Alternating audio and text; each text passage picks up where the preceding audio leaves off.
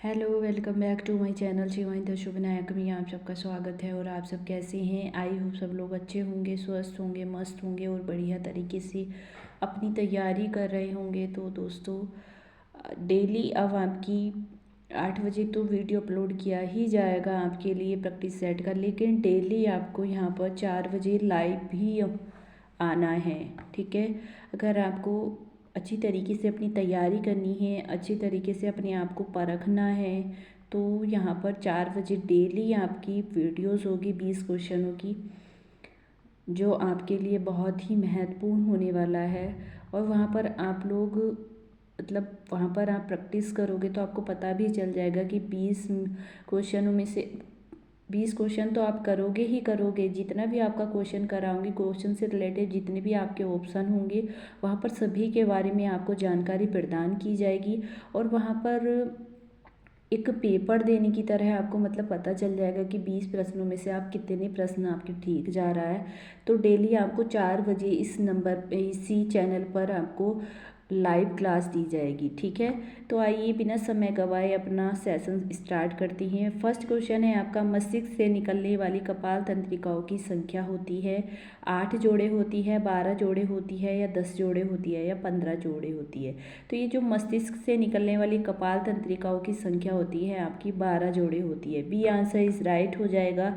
Next प्रश्न है आपका, फुफ्फुसिया धमनी में रक्त होता है, अशुद्ध होता है, शुद्ध होता है, या कभी शुद्ध या कभी अशुद्ध होता है, या इनमें से कोई नहीं। तो ये जो आपकी फुफ्फुसिया धमनी है, इसमें शुद्ध रक्त होता है। बी आंसर इज राइट हो जाएगा। गर्भवती महिला के लिए संतुलित कैलोरी है 300 kilo calorie, 500 kilo calorie, 1000 kilo calorie, या 1200 किलो कैलोरी।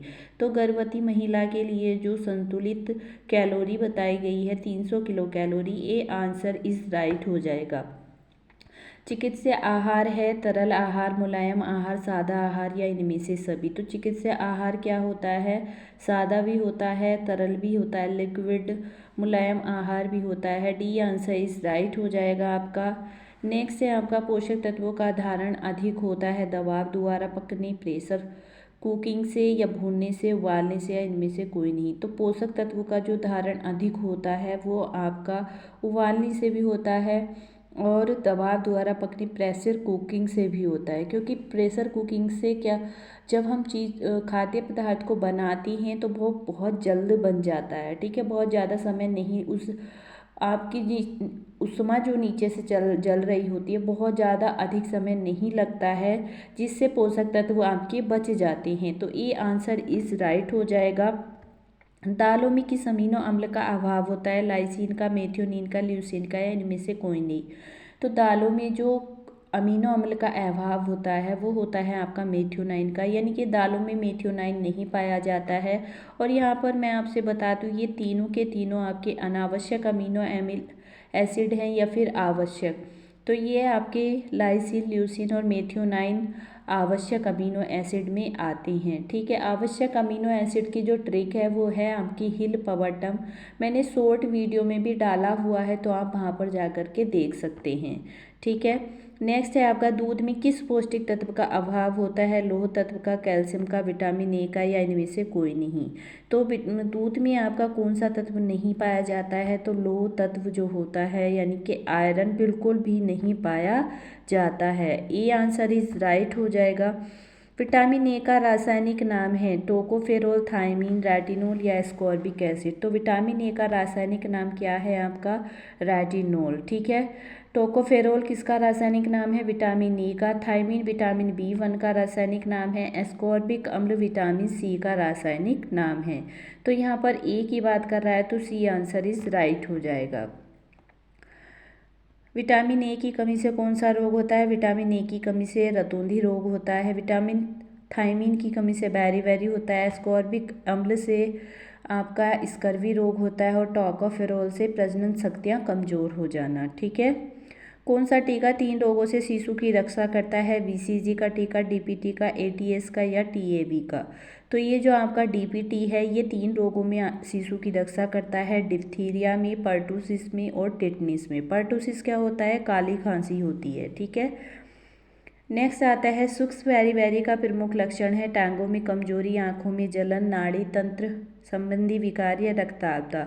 सूक्ष्म बेरी का प्रमुख लक्षण होता है नाड़ी तंत्र संबंधी विकार। सी आंसर इज राइट हो जाएगा। ये जो रक्ताल्पता है ये आयरन की कमी से होता है, ठीक है। और टांगों में कमजोरी भी आपको देखने के लिए मिलेगी, लेकिन सूक्ष्म बेरी में नहीं है, अर्ध बेरी में, ठीक है। एक गर्भवती स्त्री को अतिरिक्त लोहे की आवश्यकता होती है 10 मिलीग्राम, 20 मिलीग्राम, 15 मिलीग्राम या 5 मिलीग्राम। तो एक गर्भवती स्त्री को जो अतिरिक्त लोहे की आवश्यकता होती है 10 मिलीग्राम होती है। 2024 आरडीए के अनुसार अगर हम लोग देखेंगे तो 12 मिलीग्राम की आवश्यकता होती है। ए आंसर इज 56 का राइट हो जाएगा। पर्नीशियस एनीमिया किस विटामिन की कमी से होता है? तो पर्नीशियस एनीमिया विटामिन B12 की कमी से होता है। बी आंसर इज राइट हो जाएगा। विटामिन B12 का रासायनिक नाम क्या होता है? विटामिन B12 का रासायनिक नाम होता है साइनोकोबालामीन। विटामिन B1 का थायमीन होता है, थायमीन की कमी से बेरी रोग होता है। विटामिन B6 का पायरिडॉक्सिन होता है रासायनिक नाम। और विटामिन B2 का रासायनिक नाम राइबोफ्लोबिन होता है, जिसकी कमी से चिलोसिस रोग हो जाता है। और चिलोसिस में क्या होता है, आपका होठों के जो किनारे होते हैं वो फट जाते हैं, ठीक है। आई होप आपको इतना समझ आ रहा होगा। एनीमिया आपका बहुत सारे प्रकार का होता है। एक आपका मैक्लोब्लास्टिक एनीमिया होता है जो विटामिन B9 जिसको विटामिन M भी बोला जाता है, तो उसकी कमी से होता है, ठीक है। और विटामिन B6 की कमी से भी आपको एनीमिया ही होता है। अब यहाँ पर पूछा कि अग्नाशय में पाए जाने वाले एंजाइम्स कौन कौन से होते हैं। तो अग्नाशय में कौन कौन से एंजाइम्स पाए जाते हैं? एमाइलेज पाया जाता है तथा लाइपेज पाया जाता है। ये जो एमाइलेज है ये किसको पचाने में सहायक होता है? तो ये कार्बोहाइड्रेट को पचाने में सहायक होता है। और ये जो आपका लाइपेज है ये आपका वसा को पचाने में सहायक होता है। रेनिन जो है ये 8 वर्ष तक के बच्चों में दूध का पाचन करता है। और पेप्सिन जो है ये आपका प्रोटीन को पचाने में सहायक होता है या प्रोटीन को तोड़ता है, ठीक है। टाइलिन क्या है? टाइलिन आपका लार ग्रंथियों में पाए जाने वाला एंजाइम्स है। और पेप्सिन भी आपका क्या है? पेप्सिन आपका अग्नाशय में पाए जाने वाला एक एंजाइम्स होता है, ठीक है। निम्नलिखित में से कौन विकास का नियम नहीं है? विकास अवस्थाओं की ओर अग्रसर होता है। विकास सामान्य से विशिष्ट की ओर होता है। विकास एक निश्चित क्रम से नहीं होता है। विकास के प्रतिमानों की भविष्यवाणी की जा सकती है। तो डी आंसर इज राइट हो जाएगा।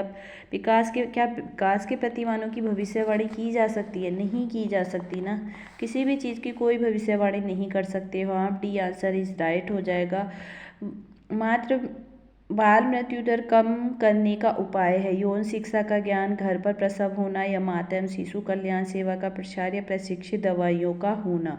तो यहाँ पर बात कर रहा है मातृ बाल मृत्यु दर कम करने का उपाय कौन सा है? तो ये है माता एवं शिशु कल्याण सेवा का प्रसार। जितना भी आप मातृ एवं शिशु कल्याण सेवा का प्रसार करेंगे उतनी ही आपकी मातृ बाल मृत्यु दर में कमी आएगी। सी आंसर इज राइट हो जाएगा। नेक्स्ट प्रश्न है आपका 6 से 12 वर्ष की अवस्था में बालकों के व्यक्तित्व पर सब अधिक प्रभाव पड़ता है। सबसे अधिक किसका प्रभाव पड़ता है? माता पिता का, परिवार के अन्य सदस्यों का, संगी साथी का या शिक्षक का। तो 6 से 12 वर्ष की अवस्था में बालकों के व्यक्तित्व पर जो प्रभाव पड़ता है वो संगी साथियों का पड़ता है। सी आंसर इज राइट हो जाएगा। क्योंकि 6 से 12 वर्ष का बच्चा जो होता है वो मतलब परिवार के साथ कम, संगी साथियों के साथ ज़्यादा इंटरेस्ट लेता है। तो सी आंसर इज राइट हो जाएगा। पाइलेरिया रोग में पेट खराब होता है, मसूड़ों से खून आता है, बुखार होता है या पैरों में दर्द होता है। जो पाइलेरिया रोग होता है आपका मसूड़ों से खून आता है और ये किसकी कमी से होता है? तो ये विटामिन सी की कमी से होता है। नेक्स्ट प्रश्न है आपका फाइनोडर्मा विटामिन बीमारी किसकी कमी से होती है? विटामिन डी के, प्रोटीन की या विटामिन ए तथा आवश्यक वसा अम्लों की कमी से। ये जो आपका फाइनोडर्मा बीमारी होती है ये आपकी विटामिन ए प्लस आवश्यक वसा अम्लों की कमी से होती है। डी आंसर इज राइट हो जाएगा। इसमें क्या होता है आपका त्वचा में पानी भर जाता है फाइनोडर्मा में, शुद्ध वायु में सर्वाधिक मात्रा में होती है ऑक्सीजन, नाइट्रोजन, कार्बन डाइऑक्साइड या कार्बन मोनोऑक्साइड। शुद्ध वायु में सर्वाधिक कौन सी गैस अधिक पाई जाती है? तो आपकी नाइट्रोजन अधिक पाई जाती है 78%। बी आंसर इज राइट हो जाएगा। जल की शुद्धि के लिए किस रासायनिक पदार्थ का प्रयोग किया जाता है? नाइट्रिक अम्ल का, पोटेशियम सल्फेट, सल्फ्यूरिक अम्ल या पोटेशियम परमैंगनेट।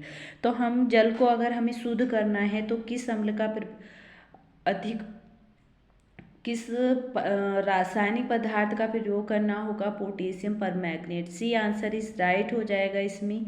ओस्टोमलेशिया किसकी कमी से होता है? प्रोटीन की, लौह तत्व की, कैल्शियम की या विटामिन ए की। तो ओस्टोमलेशिया किसकी कमी से होता है? कैल्शियम की।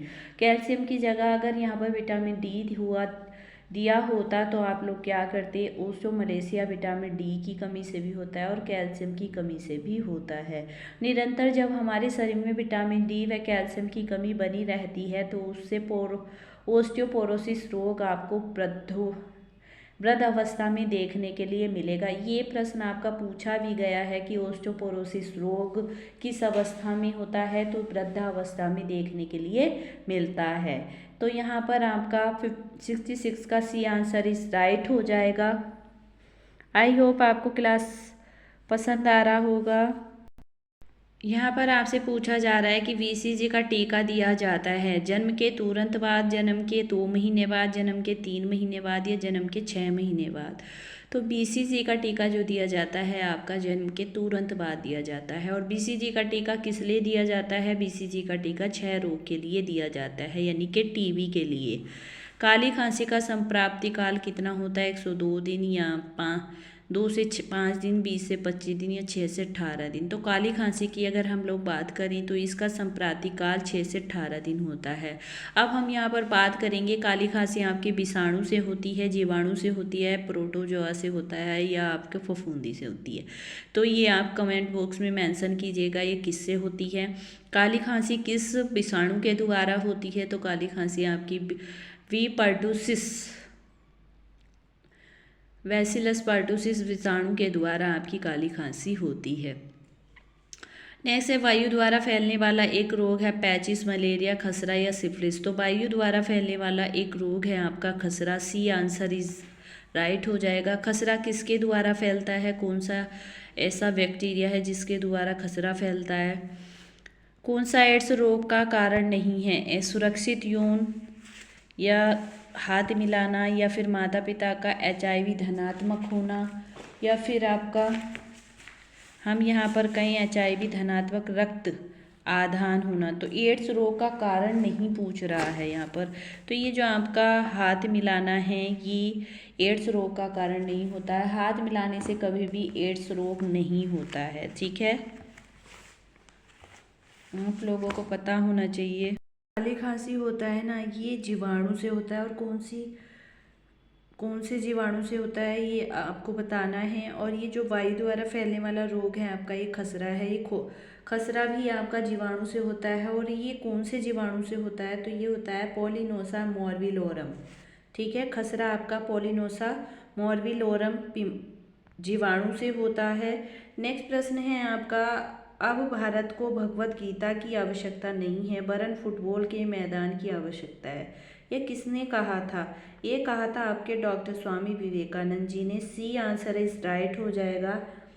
हैजा है एक संक्रामक रोग जो फैलता है। हैजा किसके द्वारा फैलता है? हैजा हमेशा दूषित जल और दूषित भोजन के द्वारा फैलता है। और हैजा होता किससे है? ठीक है, हैजा जीवाणु से होता है, विषाणु से होता है या किससे होता है? तो ये आप मेरे को बताइए। हैजा आपका जीवाणु के द्वारा होता है और दूषित जल एवं दूषित भोजन के द्वारा फैलता है। और उस जीवाणु का जो नाम है ब्रीवियो कोलेरी नाम है। क्या है? ब्रीवियो कोलेरी हैजा के जीवाणु का नाम है। और ये 2021 TGT PGT होम साइंस के पेपर में आपसे पूछा भी गया है कि हैजा के जीवाणु का नाम क्या है। व्यावसायिक स्तर पर कूड़ा करकट के निष्कासन की सर्वोत्तम विधि क्या होती है? खाद बनाना, गड्ढों को भरना, जलाना या जल में प्रवाहित करना। तो कूड़ा करकट के जो निष्कासन की सर्वोत्तम विधि है खाद बनाना। ये आंसर इज राइट हो जाएगा। नेक्स्ट प्रश्न है, जठर रस में उपस्थित पाचक रस होती हैं। जठर रस में कौन से कौन कौन से उपस्थित पाचक रस होते हैं? रेनिन और पेप्सिन, एमाइलेज तथा लाइपेज, टाइलिन और ट्रिप्सिन, ट्रिप्सिन या काइमोट्रिप्सिन। जो उपस्थित आपके पाचक रस होते हैं रेनिन तथा पेप्सिन होता है। ये 2021 टीजीटी होम साइंस में पूछा भी गया है। ठीक है, रेनिन किसका पाचन करता है? रेनिन 8 वर्ष तक के बच्चों में दूध का पाचन करता है और पेप्सिन प्रोटीन में सहायक होता है, प्रोटीन पचाने में। नेक्स्ट प्रश्न है, किस पौष्टिक तत्व की कमी से 3D नामक बीमारी हो जाती है? थायमीन की, राइबोफ्लोविन की, लौह तत्व की या नियासिन की? तो नियासिन की कमी से 3D बीमारी हो जाती है। अब ये 3D नामक बीमारी क्या है आपकी? ठीक है, हम इस पर चर्चा करेंगे। पहले तो सबसे पहले मैं आपको बता दूं, ये जो नियासिन है ये विटामिन B3 को नियासिन कहा जाता है। ठीक है, दूसरी बात है आपकी 3D में एक तो आपका डर्मेटाइटिस आता है, एक आपका डायरिया आता है और एक आपका डिमेंशिया आता है। डर्मेटाइटिस क्या होता है? डर्मेटाइटिस त्वचा संबंधी रोग होता है। ठीक है, डायरिया में पतली दस्त आती है, आपने देखा ही होगा, पानी जैसी पोटी आती है इसमें। और डिमेंशिया क्या होता है? डिमेंशिया में याददाश्त कमज़ोर हो जाती है। इसमें ये जो आपका, अगर आपके शरीर में विटामिन B3 यानी कि नियासिन की कमी निरंतर बनी रहेगी तो ये 4D का भी रूप ले लेता है, यानी कि डेथ तक भी इसमें हो जाती है। ठीक है, तो 3DS का संबंध किससे होता है? नियासिन से होता है। नियासिन को ही विटामिन B3 कहा जाता है और ये कभी कभी 4D का रूप भी ले लेता है। ठीक है, नेक्स्ट आपका इसमें थायमीन पूछा जा रहा है। तो थायमीन विटामिन B1 होता है जिसकी कमी से बेरी रोग होता है। राइबोफ्लोविन आपका विटामिन B2 होता है जिसकी कमी से चिलोसिस रोग हो जाता है। और नेक्स्ट है आपका लोहा तत्व आयरन की कमी से एनीमिया रोग हो जाता है। डर्मेटाइटिस कहाँ पर होता है? तो डर्मेटाइटिस आपका गले के पास होता है जिसको कैस्टल नेकलेस भी बोला जाता है। ठीक है, आई होप आपको इतनी जानकारी समझ आ रही होगी। समझ आ रही हो तो प्लीज़ वीडियो को लाइक भी कर दीजिए। मानव मुख में लाल ग्रंथियों की संख्या कितनी होती है? तो मानव मुख में लाल ग्रंथियों की संख्या 3 होती है। एक आपकी सबलिंगुअल होती है, एक आपकी मैंडिबुलर होती है, एक आपकी सब पैरोटिड होती है। ठीक है, कितनी होती हैं? 3 ग्रंथियाँ होती हैं लाल। और कहाँ कहाँ पर होती है? एक आपकी कान के पीछे होती है, एक आपकी कान के आपकी सबलिंगुअल ग्रंथि होती है, ये आपकी जीभ के नीचे होती है। सब मैंडिबुलर ग्रंथि होती है जो ये जबड़े के नीचे होती है। पैरोटिड ग्रंथि जो होती है आपकी ये कान के पास होती है। अब आपसे पूछा जा सकता है कि सबसे बड़ी लाल ग्रंथि कौन सी है? तो सबसे बड़ी लाल ग्रंथि आपकी पैरोटिड है। ठीक है, आई होप आपको इतना समझ आ रहा होगा। समझ आ रहा हो तो प्लीज़ वीडियो को लाइक कर दीजिए और चैनल पर नए हैं तो चैनल को सब्सक्राइब कर लीजिए ताकि आने वाली इसी तरीके से प्रश्नों के जितने भी सेशन आप लोगों के लिए मैं लेकर के आ रही हूँ बहुत ही आपके लिए महत्वपूर्ण हैं। ज़रूरी नहीं है, मैं बार बार कहती हूँ कि एक टेक्निकल स्क्रीन पर ही अच्छा पढ़ाया जाए। ज़रूरी नहीं है कि एक AC में पढ़ने वाला बच्चा ही IAS PCS बनता है। एक डिबिया मोमबत्ती लाइट में पढ़ने वाला बच्चा भी IAS PCS बन जाता है। उदाहरण के लिए बहुत सारे लोग हैं, आपने दिव्या तंवार देखी होगी, है ना? दिव्या पवार देखिए कितनी गरीब घर से थी और वो IPS की बन चुकी हैं। बहुत सारे आपके पास ऐसे उदाहरण होंगे। एक सब्जी बेचने वालों के बच्चे भी IAS PCS बन रहे हैं। तो ज़रूरी नहीं है। तो यहाँ पर मैं बार बार आप लोगों से कहती हूँ कि अगर यहाँ पर आपको टेक्निकल स्क्रीन पर नहीं पढ़ाया जा रहा है तो ऐसा नहीं है कि आपके लिए बेस्ट नहीं है। यहाँ पर आपको टेक्निकल स्क्रीन से भी अच्छा पढ़ाया जा रहा है, बस आपको ध्यान लगाकर पढ़ने की ज़रूरत है और आराम से आप एक पद हासिल कर सकती हैं। डिटेल्स वाइज सभी चीज़ों को आप याद रखिएगा, जैसे कि आपके जीवाणु से होने वाले रोग कौन कौन से हैं, विषाणु से होने वाले रोग कौन कौन से हैं और सभी जैसे टिटनिस है, हैजा है, टाइफाइड है, काली खांसी है, खसरा है, ये कौन कौन से जीवाणु से होते हैं, कौन कौन से विषाणु से होते हैं, वो सब आपको पता होना चाहिए। जैसे ATS है, ATS टीका किस में दिया जाता है? तो ये आपका एंटी टिटनिस सीरम होता है, टिटनिस रोग में दिया जाता है, जैसे कि अभी मैंने आपको लास्ट में पढ़ाया था। ठीक है, पहला ही प्रश्न था आपका डीबीटी, बीसीजी, एटीएस। तो एटीएस आपका टिटनिस में दिया जाता है और बीसीजी आपका क्षय रोग के लिए दिया जाता है जो जन्म के तुरंत बाद ही दिया जाता है।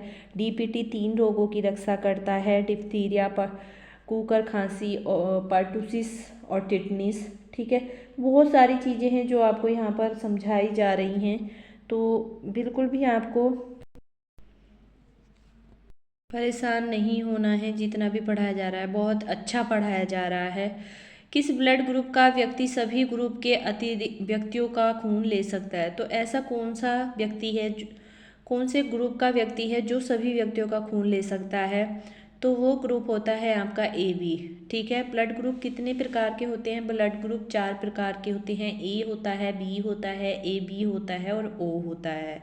तो सर्वग्राही जो माना जाता है आपका, से पूछा जा सकता है कि सर्वग्राही कौन सा ग्रुप होता है? तो ये आपका ए बी जो होता है ये सर्वग्राही होता है। और सर्वदाता जो होता है आपका तो ओ ग्रुप होता है, यानी कि ओ ग्रुप सिर्फ ओ ग्रुप से ले सकता है, बाकी दे सभी को सकता है, ए को भी, बी को भी, ए बी दोनों को भी। ठीक है, तो ये आपको ध्यान में रखना है। नेक्स्ट है, लार में पाया जाने वाला प्रकीर्णव कौन सा होता है?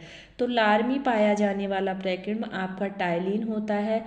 और टाइलिन किसका प्रारंभिक ग्रुप होता है? टाइलिन आपका नियासिन का प्रारंभिक ग्रुप, सॉरी ट्रेप्टोफैन होता है नियासिन का प्रारंभिक ग्रुप। ठीक है, तो यहाँ पर टाइलिन जो होता है वो जितना भी मतलब ये लार आपकी लार रस में पाया जाता है, लार ग्रंथियों में पाया जाता है आपका टाइलिन। ये जो भोजन आप खाती हैं ना, लार बनाने का कार्य जो करता है आपका टाइलिन करता है। ठीक है, आपके अंदर जो लार आती है वो टाइलिन की वजह से ही आती है। नेक्स्ट है आपका, भारत में उपभोक्ता संरक्षण अधिनियम पारित कब किया गया था? तो भारत में उपभोक्ता संरक्षण अधिनियम पारित किया गया था आपका यहाँ पर 1947 है, 1967 है, 1977 है, 1987 है। तो यहाँ पर 1987 डी आंसर इज राइट हो जाएगा। वैसे तो 1986 में किया गया है लेकिन 1986 यहाँ पर नहीं है, तो 1987 राइट हो जाएगा। विश्व उपभोक्ता अधिकार दिवस कब मनाया जाता है? विश्व उपभोक्ता अधिकार दिवस आपका 15 मार्च को मनाया जाता है। राष्ट्रीय उपभोक्ता अधिकार दिवस आपका कब मनाया जाता है? तो राष्ट्रीय उपभोक्ता अधिकार दिवस आपका 24 दिसंबर को मनाया जाता है। दोनों ही चीज़ें आपको याद रखना है। ब्रूनर्स ग्रंथि पाचन संस्थान के किस भाग में स्थित होती है? आमाशय में होती है, अग्नाशय में होती है, यकृत में होती है या पक्वाशय में होती है? तो इस प्रश्न का आंसर आपको कमेंट बॉक्स में मेंशन करना है। मैं देखना चाहती हूँ कि आप लोगों ने कितना याद किया हुआ है, कितना आप लोगों को पता है, तो ज़रूर आप कमेंट बॉक्स में मेंशन कीजिएगा। शरीर की सर्वाधिक क्रियाएं नियंत्रित होती हैं। शरीर की सर्वाधिक क्रियाएं किसमें नियंत्रित होती हैं? प्रमस्तिष्क में, अनुमस्तिष्क में या सुषुम्ना शीर्ष द्वारा या तंत्रिका? शरीर की सर्वाधिक क्रियाएं नियंत्रित होती हैं प्रमस्तिष्क द्वारा। तो चलो कोई नहीं, मैं यहाँ पर आपका आंसर दे देती हूँ। ब्रूनर्स ग्रंथि पाचन संस्थान के पक्वाशय भाग में स्थित होती है। डी आंसर 80 का राइट हो जाएगा। आप लोग परेशान हो जाएंगे तो यहाँ पर मैं आपको बता देती हूँ। संक्रामक रोगों के जीवाणु से लड़ने में कौन सी रक्त प्रोटीन सहायता करती है? कौन सी प्रोटीन रक्त में सहायता करती है जीवाणुओं से लड़ने के लिए? फाइब्रोनोजन, मायोसिन, ग्लोब्यूलिन या एल्ब्यूमिन? ये जो आपकी ग्लोब्यूलिन प्रोटीन्स है ये हम जीवाणुओं से लड़ने में हमारी सहायता करती है। डी आंसर इज राइट हो जाएगा। मस्तिष्क का वह भाग जो शरीर का संतुलन बनाए रखने में सहायक होता है कौन सा होता है? प्रमस्तिष्क, अनुमस्तिष्क, सेतु या सुषुम्ना शेष? तो अनुमस्तिष्क जो होता है ये शरीर का संतुलन बनाए रखने में सहायक होता है। बी आंसर इज राइट हो जाएगा। अंगों को जोड़ने का कार्य किया जाता है पेशीय उत्तकों से, संयोजी उत्तकों से, उपकला से या तंत्रिका उत्तकों से? तो ये जो आपके संयोजी उत्तक हैं ये अंगों को जोड़ने का कार्य करते हैं। सी आंसर इज राइट हो जाएगा। छोटी आंत की अंदर की सतह पर उपस्थित उंगली नुमा संरचनाएं कहलाती हैं गुहांकुर, रक्तवाहिकाएं, पियर्स ग्रंथि या स्वादांकुर? तो ये छोटी आंत के अंदर की सतह पर जो उपस्थित उंगली नुमा संरचनाएं होती हैं वे गुहांकुर यानी कि रसांकुर भी इनको कहते हैं, कहलाती हैं। ठीक है, नेक्स्ट आता है ओस्ट्रोजन व प्रोजेस्टेरोन स्रावित किए जाती हैं थाइमस ग्रंथि द्वारा, थायराइड द्वारा, एड्रिनल ग्रंथि द्वारा या अंडाशय द्वारा। तो एस्ट्रोजन और प्रोजेस्टेरोन हार्मोन्स जो आपकी स्रावित किए जाती हैं अंडाशय द्वारा किए जाते हैं। डी आंसर इज राइट हो जाएगा आपका। टेस्टोस्टेरोन हार्मोन्स का उत्पादन कहाँ पर होता है? शुक्राशय में, वृषण में, अग्नाशय में, प्रोस्ती ग्रंथि में। तो टेस्टोस्टेरोन हार्मोन्स का जो उत्पादन होता है आपका वो वृषण में होता है। बी आंसर इज राइट हो जाएगा। निम्नलिखित में से कौन तर्जन तंत्र का अंग नहीं है? फेफड़ा, त्वचा, मलाशय या मस्तिष्क। तो ये जो आपकी त्वचा होती है ये उत्तर्जन तंत्र का त्वचा अंग नहीं है, मलाशय अंग नहीं है, मस्तिष्क नहीं है या फेफड़ा नहीं है।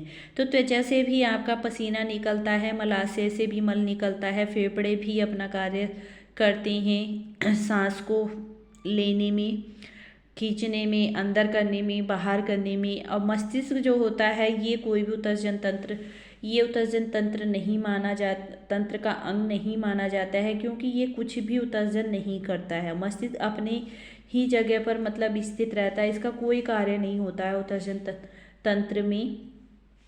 ठीक है, तो सी आंसर इज राइट हो जाएगा। त्वचा पर भी आपने देखा होगा गर्मियों के दिनों में पसीना उत्सर्जन करती है ये, है ना। मलाशय मल करता है, फेफड़े वायु को अंदर लेते हैं, बाहर भेजते हैं। तो सभी का अपना अपना कार्य है, लेकिन मस्तिष्क जो है ये आपका ये कोई भी क्रिया नहीं करता है उस तर्जन तंत्र में। ठीक है, तो सी आंसर इज राइट हो जाएगा। तो आई होप आपको इतना समझ आया हो तो प्लीज़ वीडियो को लाइक कर देना है, चैनल को सब्सक्राइब कर लेना है अगर आप चैनल पर नए हैं तो। Thank you.